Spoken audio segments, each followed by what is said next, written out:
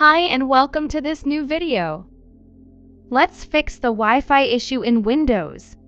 So, if your Wi-Fi disappeared, especially after the latest Windows update, don't worry. We might have a solution. First, open the Services window and look for something called WLAN autoconfig.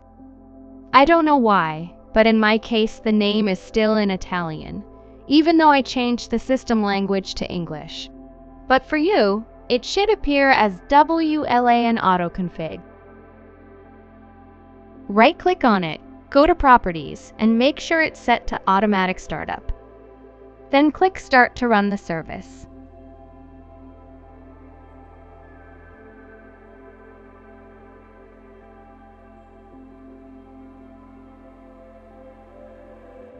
In my case, this fixed the problem and my Wi-Fi came back.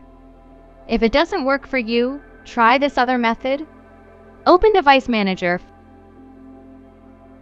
Find your Wi-Fi adapter.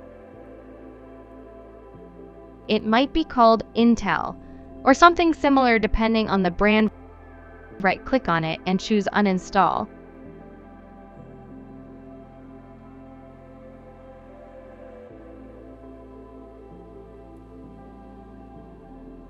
Wait a few seconds and Windows should automatically reinstall the driver.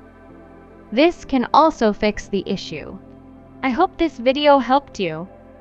If it did, feel free to subscribe, leave a like, and turn on the notification bell.